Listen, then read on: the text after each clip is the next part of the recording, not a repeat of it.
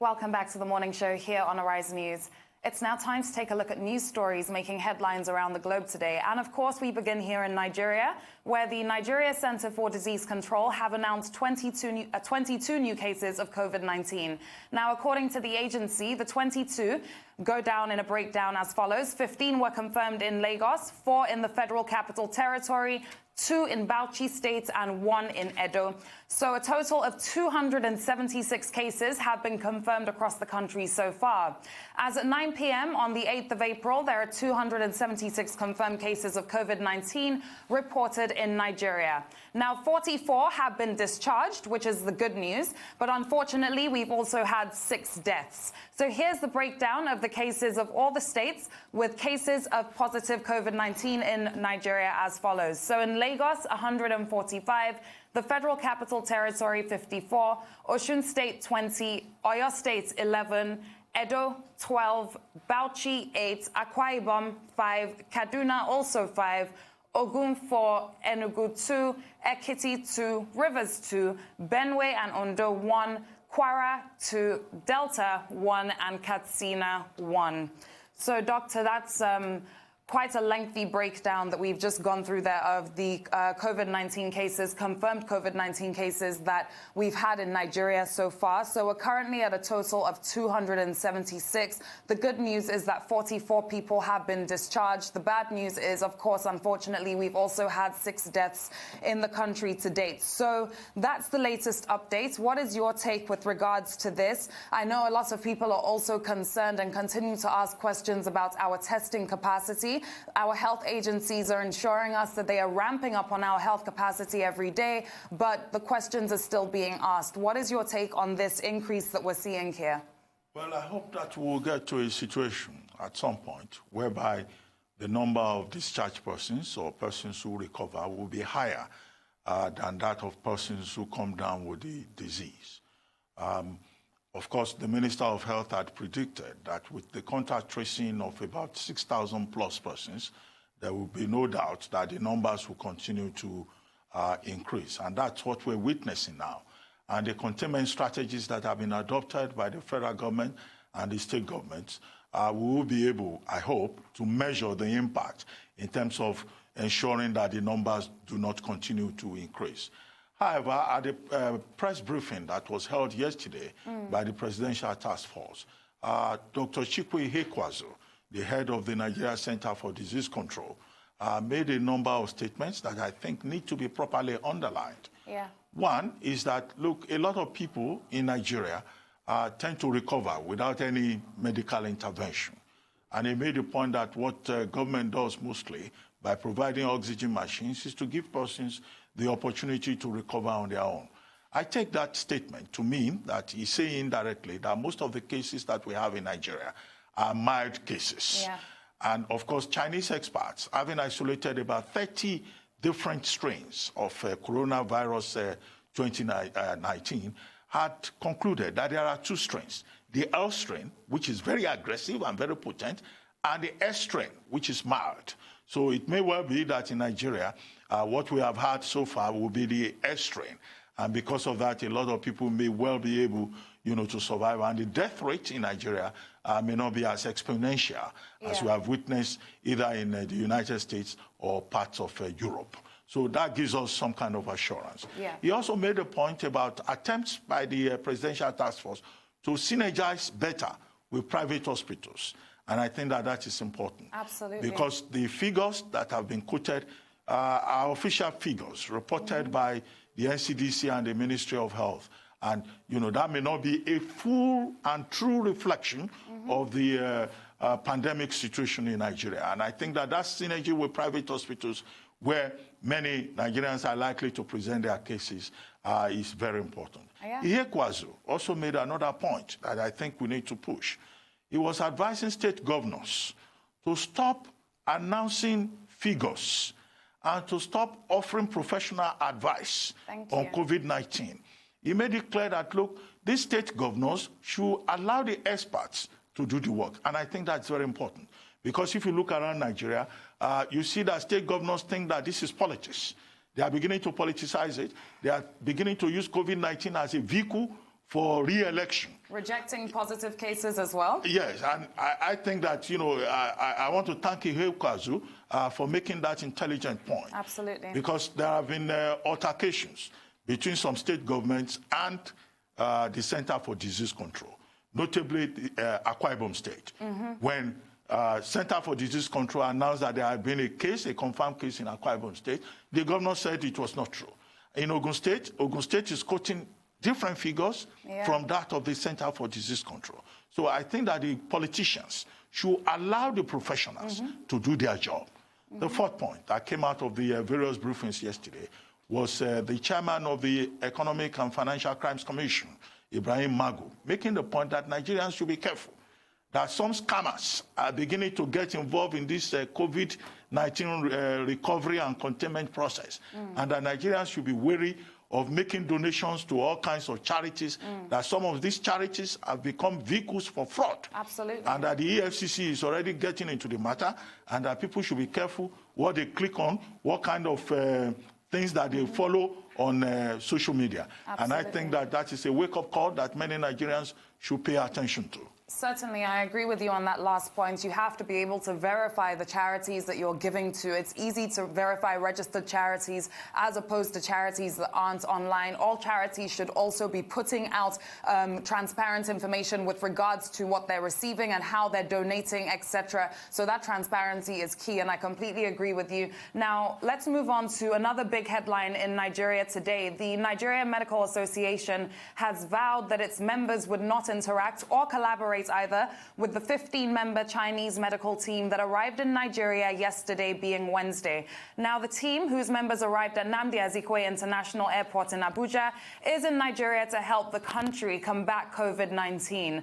Now, Doctor, this is a very controversial situation that has raised a lot of anger, has raised a lot of debate, and I'd like to start off by coming from a more sensitive approach as to why there could be kickbacks with regards to this. We've also seen a lot of news recently that has suggested that Africa becoming a testing ground for vaccines that the WHO has given us confirmation is not going to be the case.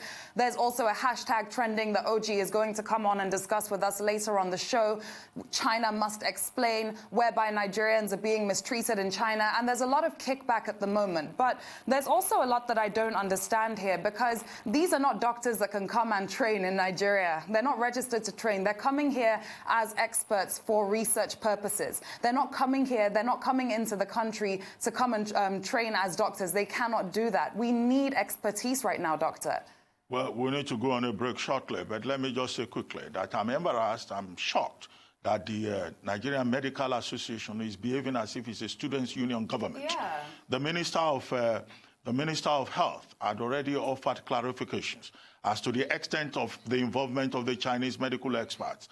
But the NMA and the Trade Union Congress insist, that they will rely more on their own emotional reasons. But let's take a short break.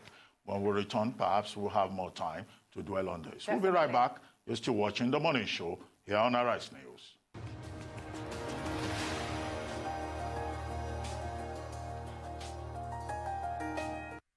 Welcome back to The Morning Show here on the Arise News channel. It's still The Morning Show. Now, Leila, before we went on break, we were talking about the persistent objections by the Nigerian Medical Association. And I had said that, look, the Minister of Health had held a meeting with the Nigerian Medical Association, and he had offered a number of clarifications. One, that this 15-man Chinese medical team has been invited by CCECC, the Chinese engineering construction company that is involved here in Nigeria. And that CCECC and other companies operating in Nigeria, they are, presenting this as their own contribution in terms of support for Nigeria in combating COVID-19. And the minister also disclosed that they're coming with 1 million masks and other medical equipment. And their job is to assist in installing some of the facilities that have been provided by this consortium of Chinese companies. Yeah. Now, it's not as if they're coming to Nigeria to practice. The Nigerian Medical Association continues to insist that they are not licensed to practice in Nigeria. They're not coming here to practice. They're coming here in a season of emergency. As advisors. And the federal government of Nigeria is empowered under Section 14 of the Constitution to seek help in this kind of situation, in the interest of public health, public security, and national interest. And I think that there's no problem, if the United Kingdom is seeking help, if Italy is seeking help from Cuba, and other countries are seeking help from everywhere, UK asking for assistance from Germany, what COVID-19 requires is international cooperation. And the Nigerian government is following the right protocol in engaging with China. Now, China itself, because CCECC and some of these companies are state-owned states, China has been engaging Africa at the level of soft diplomacy. Yeah. And this could be an aspect of it. And if there is the expertise that we can get from anywhere, maybe not even from China, maybe from Cuba, Nigeria should not hesitate. And I think that various organizations, be it the NMA or the 2UC or the NUJ, which also put its own foot into the argument, all of them should be careful not to be guilty of xenophobia, not to be guilty of racism, not to be guilty of unnecessary stigmatization in the context of COVID-19. I couldn't agree with you more. And as we always call on the federal government to invest more in research and development, this is also a step in that direction. So quite frankly, I don't see what there is to be argued about here. But joining us now to look and discuss the latest in the business world of today is Arise business analyst Rotus Odiri. Good morning, Rotus. How are you? I'm fine, thank you. Hi, Rotus. Good morning. Good to have you here. Yeah, thank you. So the big news today, of course, is the OPEC Plus meeting that's going to be taking place in Vienna about 3 or 4 p.m. British Standard Time, I believe. And with what's been going on in the oil markets, a lot is riding on the outcome of this particular meeting. Initially, it was supposed to happen on Monday after President Trump sent out a tweet saying that he was intervening between the rigmarole between Russia and Saudi Arabia. But after he had a meeting with oil executives in the United States, he now came out and said, well, the markets should be the ones to determine what happens with oil. And then things kind of trended downwards as far as oil prices are concerned. And the meeting got moved tentatively to today. So we're hoping it still holds as far as today is concerned. The gist of this is that Russia, as far as, if you remember the last meeting in March, things cratered when they refused to agree to the oil cuts. I believe it was 1.5 million barrels per day of cuts that Saudi Arabia was suggesting in order to support oil prices. Russia said no, and then Saudi Arabia said, okay, well, you know what, we're not going to support this thing any further. And then it became an all-out price war for market share. So now what Russia is saying, their new position is that they want the United States and their shale producers to join in a cut in order for them to actually comply along with Saudi Arabia. Executives in the United States, the shale producers are telling Donald Trump that, well, you should actually sanction Russia and Saudi Arabia for what they're doing. They don't seem to want to agree to cuts. The United States is now trying to play a little game of language where they're saying that due to the markets reducing prices already, they are invariably already cutting down production. A number of refineries are reducing output. And if we have time and get to what Mr. Mele Kyari was saying yesterday about his new model for handling Nigeria's refineries, you'll see a link between those two. So that's the gist. Now, I understand the United States is not attending this meeting today. It's generally going to be between the OPEC and their members. And then there's a G20 energy ministers meeting tomorrow for Friday. So all in all, we have to see what happens. What's been said is that if they do not come to an agreement, and Russia did indicate yesterday that they are willing to cut, I believe it was about 1.5 million barrels per day, but dependent on America joining in on this. If they do not come to an agreement today, then we're possibly looking at single digits for oil prices. They might fall. If they do agree, we've already seen crude oil now is at $33 a barrel or so. WTI is about 23, 24. So fingers crossed, especially for Nigeria and all oil producers, that they actually come to an agreement and cuts. But then even though, I should add this, even if they do agree, the numbers they're looking at is about 10.5 million barrels per day. There is already a high supply glut of about, it's estimated to be anywhere from 28 million to 35 million barrels per day of supply out there. So even if they were to agree to the cuts, they're not sure how long that will sustain prices because of the glut of oil. So we'll see. We'll see how it goes. Well, I hope the meeting takes place and there's no postponement again. But the big issue is that this meeting has been called by Saudi Arabia. But ahead of the meeting, there's been tension between Saudi Arabia and Russia. And we have in OPEC Plus at the moment, and also the other stakeholders involved, the image of a disunited nations, a disunited nations paradigm, which is hurting the rest of the world. The main agenda, of course, of that meeting will be how to strike a balance between demand and supply and stabilize prices and, ensure the kind of oil production cuts that neither Russia nor Saudi Arabia agreed upon in March. But the big issue is the conflict between Russia and, Saudi Arabia and their own strategic national interests. Russia is pursuing its own interest, and the Americans are saying that the target is the shale oil market to force down gasoline prices in the United States and give advantage, maybe to Russia. And Saudi Arabia is said to be angry that, when Aramco oil pipelines, oil storage facilities were attacked, it didn't get enough storage, it didn't get enough international solidarity. So I'm hoping that in the video conferencing that will take place between OPEC Plus members and the others, the non-OPEC members that have been invited, like Mexico, like the United States, that we'll be able to get the balance that we speak, so that we seek. Now, the market, how will the markets respond? So far, the markets have adopted a wait-and-see attitude.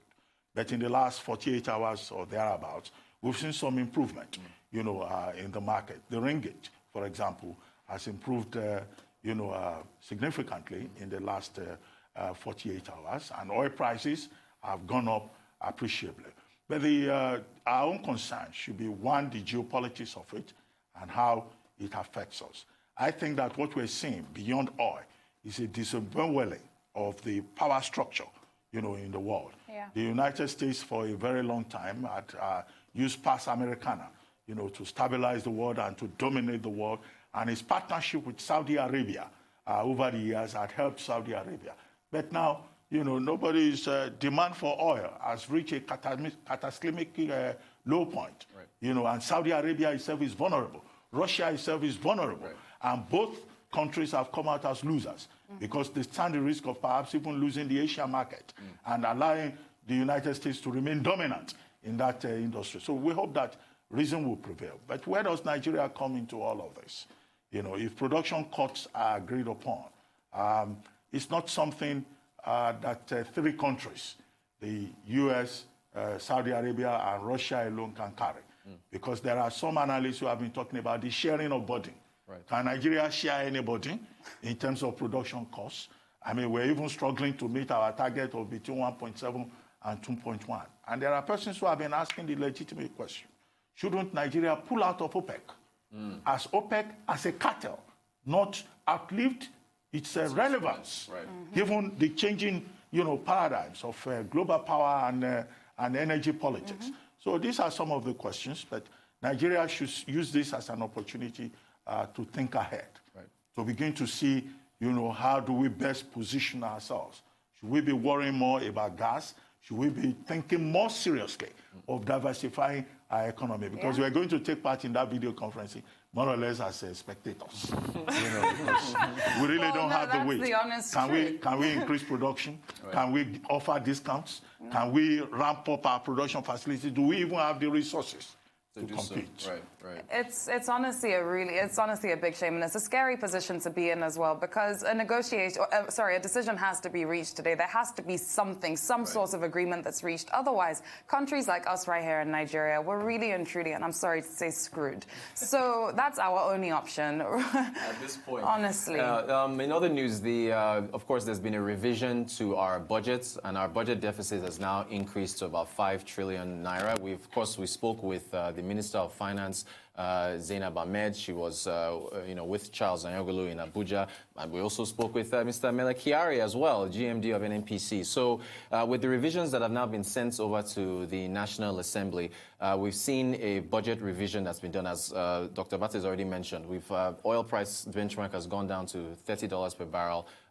With regards to from $57 to $30. Also, production has gone from 2.1 million barrels per day to 1.7 million barrels per day.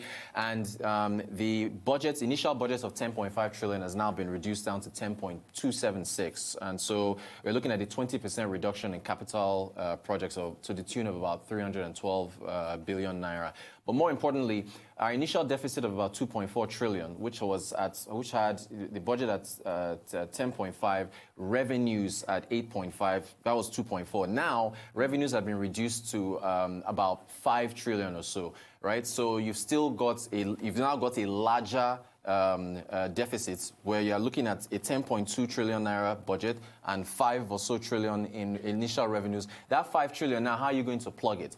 Yeah. With Fitch, Moody's and S&P, which are ratings agencies, they've all downgraded Nigeria now with a negative outlook because our buffers are down and they don't see how our revenues can plug this deficit. And we had initially a $3.3 billion Euro bond that we wanted to go out to raise.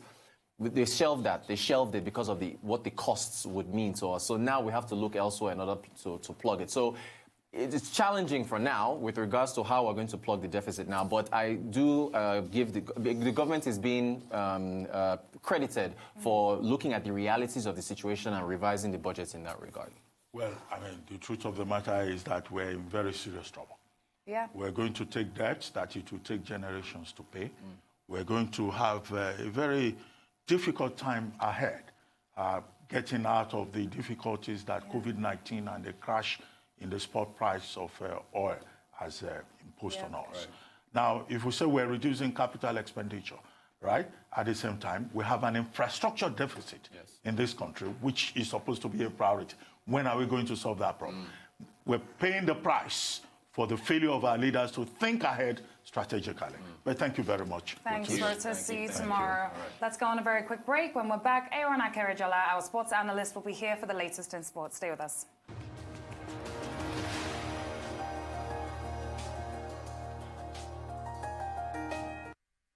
Welcome back to the morning show here on Arise News. We're now joined by Aaron Akerejola, our sports analyst, for the latest news in sports today. Good morning, Aaron. How are you? Yeah, good morning, Leila. Good morning, Aaron. Yeah, good morning, Doctor. It's been a while since we've actually had sports headlines, hasn't it? Yes. Well, it's good to have Aaron back. It is. Aaron the Baron. It's good to be here today, and I must actually say that it's still coronavirus, and more importantly, how everyone is reacting to the virus and trying to put in their own bit. In the UK, it's been a very, very heated debate and topical issues about players, because we all know that the English Premier League players are being paid humongous salaries. And a lot of people have been asking, what are they doing? And as a matter of fact, people are even claiming that they're not doing enough.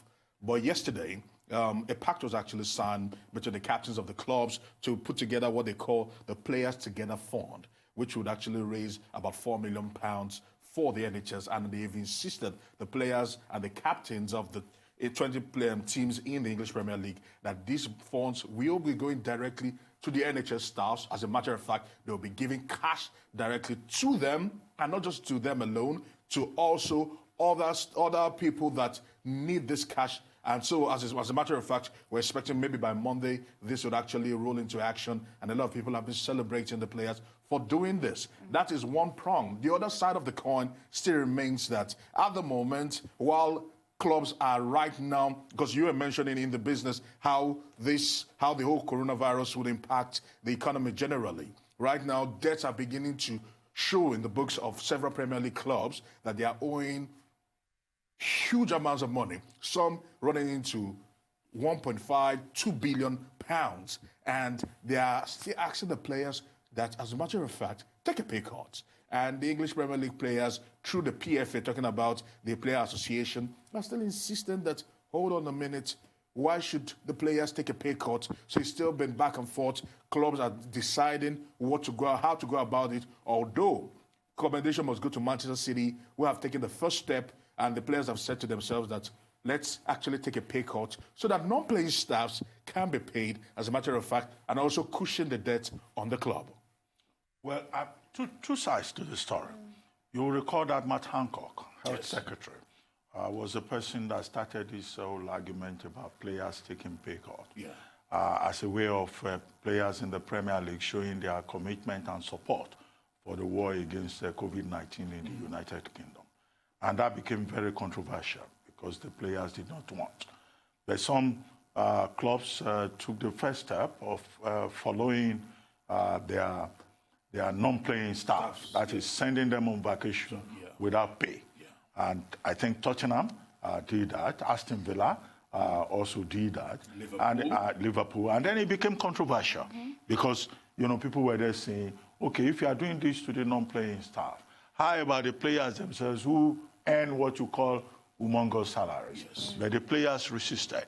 But what is happening now is a case of negotiation. Yeah. And many of the players in the various clubs or in the Premier League, they're saying they will negotiate on a club-by-club basis. And some of the ones that have started the negotiations, they're asking for wage deferrals. Yeah. Till July. Which is still, I feel, insensitive, if you would ask me. Yeah, because as it is, I was going to even ask you that the Premier League, can it be deferred to July? Is it not even better for the Premier League in the UK to follow the example of the Belgian League and just close the league and give the award the trophy to Liverpool? But that's one part of it. So with the players resisting pay cuts and talking about wage deferrals, which they will negotiate, it gives the impression that they really don't want to make any contribution. But where you started from, the Players Together Fund presents a different picture. But what I understand is that these are the captains of 20 top teams. It's not as if it's every player in the league that is contributing £4 million. No, every player would actually pitch in, but they will not make the list open because some will contribute lesser than others based on the fact that there's no base salary in the English Premier League. Some are earning as far as £200,000, as far as £500,000, £400,000 a week, while some people are earning as low as £2,000 every week. So, but is it not better to make the list open? Because it looks like, on one hand, it's a good gesture to want to contribute to the NHS, but that whole controversy about the playing staff not wanting to take a cut, having to be pushed to make a contribution, looks quite untidy to me, considering that other sports persons across the world, from Serena Venus Williams to other, sports persons, had been making contributions. Massive contributions. And then in UK, you find these footballers saying that, look, we are not taking any wage cuts. Certainly, but what I was going to say is that isn't the Players Together initiative a private initiative being done on behalf of the players that's completely separate to the controversy that we're seeing? Yes, exactly. Yes, so, I mean, in that case, I don't really think it's that necessary for them to make the list transparent to everyone as to how much people have put in as donations, because that's people's then their private money and how much they want to donate and them coming together. But yes, it is quite worrying to think that the English Premier League players don't see the importance of that kind of extra contribution that was being asked of by their teams during a pandemic, especially when they can. But then again, I'm always very wary about dictating to people how they should spend their money when it comes to things like this. So that's why an issue like that will always be controversial to its own extent. You'll be very right, but over social media, and sometimes optics are always the key to some of these things. We see some of these players living in living lavish lifestyles at the moment, in huge houses. Well, look at Walker from your party and what he was doing the other day. Exactly. And the people that actually need this monies are ultimately the ones that are actually suffering, because the players are being paid week in, week out, minus the base salary that they get every week. You get training allowance, you get match winning bonuses, you get quite a lot of bonuses. You win tournaments, you get away allowances, and the non-playing staffs are earning by the month, not by the week, and not by matches being played. And it's unfortunate that the players are not. FIFA had a meeting on this subject. And FIFPro was involved, in that meeting, and the Players Association and all of that. And at the end of the day, FIFA indeed recommended, that players should take, wage cuts as their own contribution. FIFA, does it have a role to play in all of this, or that position taken by FIFA is merely advisory? It's just a mere advisory role, because FIFA cannot impose, because FIFA do not contribute directly to how some of these clubs are being run, how they raise monies, and how they actually are doing financially. So FIFA can only advise and hope that these recommendations are taken in good faith. But as it stands right now, we've seen leagues in Spain, leagues in Italy, actually lead the line in terms of telling players. As a matter of fact, Real Madrid have told the players that they will get 70% pay cuts, and everyone has to actually just fall in line. But in England, it's almost different, and we are finding out, we're asking ourselves, why is this so?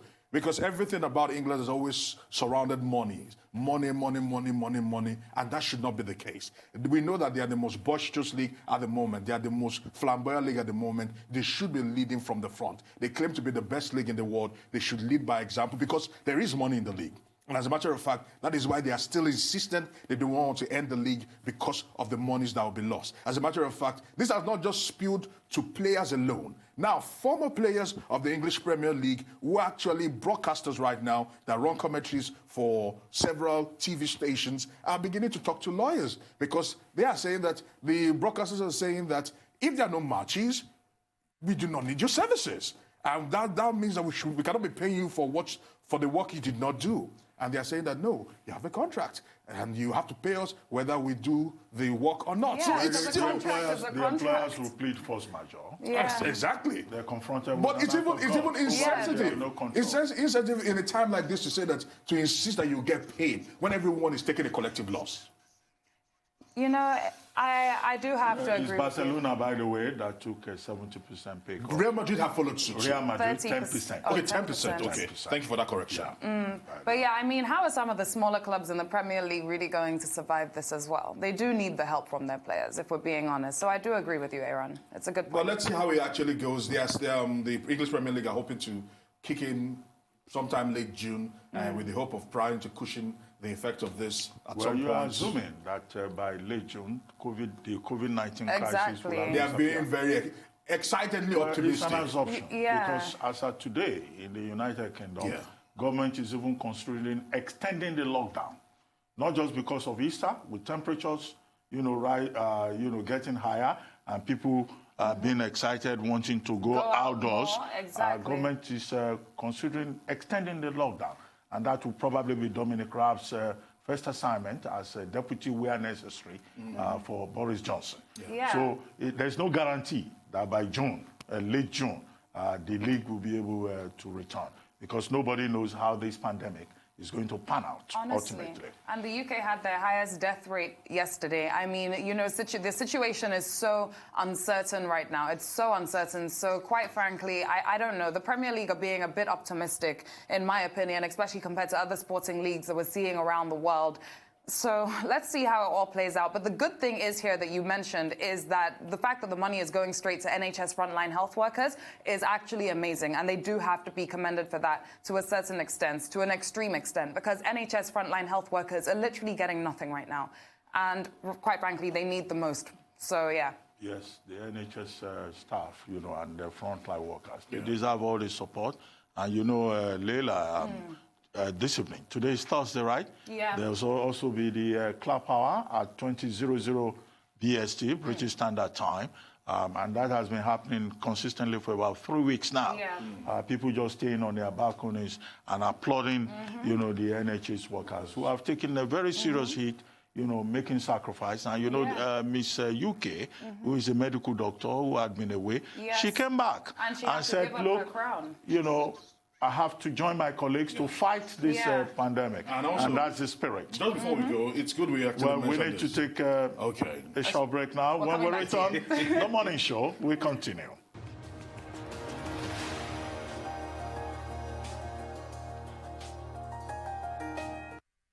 Welcome back to the morning show here on Arise News. We're still continuing with some news headlines up today. Now, the 11 electricity distribution companies, DISCOs, across the country have said that they are working to provide free electricity to all Nigerians for 2 months. Now, the DISCOs, under the aegis of the Association of Nigerian Electricity Distributors, said in a statement on Wednesday that the gesture was to help reduce the impact of COVID-19 on Nigerians. Now, ANED's executive director in charge of research and advocacy, Mr. Sunday Odunton, said in the statement that the details of the implementation would soon be provided. Now, Doctor, 2 months free electricity across Nigeria sounds like a dream to nearly all of us, if not all of us, across the country. Over to you. Well, you will recall that all of this started with the Speaker of the House of Representatives, Femi Yes. Gbagbabiamila, saying that the House of Representatives of Nigeria was considering a second stimulus bill that would provide free electricity for Nigerians for a period of 2 months as part of the measures to combat COVID-19 and make life easier for Nigerians who are already on lockdown and who have been asked to observe social distancing. You recall that the initial response to the lockdown in Lagos, Ogun State, and the Federal Capital Territory was people coming forward and saying, look, we have no money, we have no access to food, we don't even have electricity, and you're asking us to stay at home. Without electricity, how do we cope? So I guess that, you know, what the DISCOs, the 11 distribution companies, have tried to do now is to follow in the footsteps of government and to say that, well, they buy into that, move by the House of Representatives, or if you like, the National Assembly, to make sure that electricity supply is part of the package. And it's nothing unusual. Across Africa and across the world, we've seen many countries adopting different measures to assist the people. In Ghana, the other day, the president of Ghana, who had already addressed the people of Ghana 5 times, announced that, the government of Ghana will pay water bills for the people for 3 months so that they can have access to water. Water being a major part of this COVID-19 challenge, because we are all required to wash our hands. Access to clean water. Now, the government of Ghana is even giving tax holidays to medical frontline health workers involved in the war against COVID-19. The government of Ghana is also saying that there will be 50%. free electricity, while the battle against COVID-19 goes on. But when I saw the story from the DISCOs yesterday, I was a bit worried, because the DISCOs have always complained about how they are cash-strapped, how their business is unprofitable, and I was wondering how would they be able to, take further cuts in their revenue, because they've been protesting that tariffs are non-cost reflective, and that they are operating at a loss as a result of that. And you recall that government had postponed the activation of the multi-year tariff order until much later. It was supposed to start on April 1, but that has now been postponed by the regulator, which means that the DISCOs during this period will lose more money. Now, 2, the DISCOs, according to government, they are owing the bulk trader, which means that they are not even in a position, if they are telling us the truth, to make any further sacrifice. So what I see, the details are not enough. And the hidden details will probably be with regard to, 1, who is behind this? Is it really a federal government initiative? Who is going to pay for that 2 months free electricity? Is it the federal government? We need clarification in that regard. Or is it the National Assembly that is proposing 2 months of free electricity? We need clarification in that regard, because the statement by the umbrella body of DISCOs didn't shed light on all of these details. And then 3, gas has always been a problem. Is NNPC part of this arrangement? Where is the gas going to come from? And who is going to pay for the gas to activate, to generate transmission and to ensure effective distribution? What is the guarantee that during this time, we will not be hearing stories about breakdowns and, cuts in power and all of that? So we need further clarification. But of course, the announcement will generate a lot of excitement among Nigerians who would like to enjoy free electricity, not just free electricity, regular electricity. And if the federal government is behind it, the federal government should make sure that it happens. Because if there's free electricity, that will be part of making life a bit more comfortable for us. But at this moment, there's not enough disclosure. And I hope that ANIT, the umbrella body for the DISCOs, will issue an additional statement, possibly today, to give us clarity in terms of the collaboration, the inputs that went into this, what looks like a conditional announcement. Conditional announcement. It may not happen, but if it happens, it will be good. Nigerians will like it.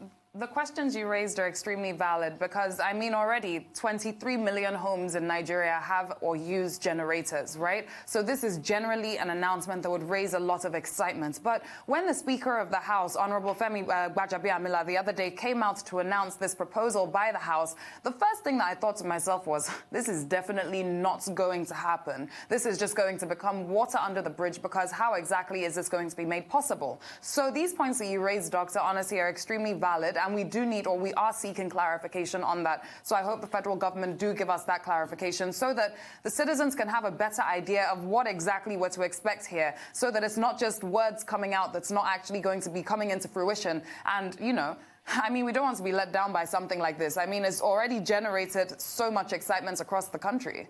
Well, with the federal government raising 500 billion naira from different sources and accounts, with the Central Bank of Nigeria having generated over 20 billion naira from the private sector, with the Ministry of Finance talking about getting about $6.9 billion from various institutions, IMF, World Bank, you know, and other bodies. Well, there will be a lot of money to provide the stimulus. And maybe perhaps the discos will have every right to make a claim on that stimulus package and say, look, part of these monies, you know, the federal government may well be in a position to fund electricity for Nigerians for 2 months. They should be in a position with all of that money to fund electricity for Nigerians for more than 2 months, if we're honestly being honest. Like, this is why people are requesting transparency when it comes to a full breakdown of all of the monies that have come in to help us fight COVID-19, so that we can know when these monies are being allocated and we can all have an idea of what is going on. Well, I would love to enjoy free electricity for 2 months. Yeah. Because if they're doing it in Ghana, it's probably also doable in Nigeria. In Ghana, they have free electricity. Anyway, let's not get started this morning. Let's take an international story or an international headline. In Australia, where police have raided the coronavirus-stricken Ruby Princess cruise ship and seized its black box as part of what they're calling a criminal investigation. Now, the action was taken after thousands of passengers were allowed to disembark in Sydney, and 15 later died of the illness. Police wearing protective suits and masks boarded the vessel in Port Kembla, some 80 meters south of Sydney. Now, the ship berthed on Monday, weeks after being stranded at sea, to allow doctors to access the sick crew members and take the most serious cases onto land for medical treatment. The ship's operator, Carnival Australia, has said that it's assisting the police in their investigation. So this has now become a criminal investigation, Doctor. And I mean, there's been so much controversy around this particular Ruby Princess cruise ship story. We're going on a break very shortly, but let me hand over to you. What are your thoughts on this? Well, very quickly, you recall that the International Maritime Organization and the International Shippers Council had given guidelines as to, you know, what should be done within the maritime territory of countries with regard to vessels, with regard to ships. And we had this celebrated case of the Diamond Princess, which was quarantined, and its passengers were not allowed to disembark. So you find countries, various countries, having their own protocols to be able to protect their people. But unfortunately, we don't have more time to go into this. But I hope Nigeria also will be as strict with regard to what happens within maritime zones.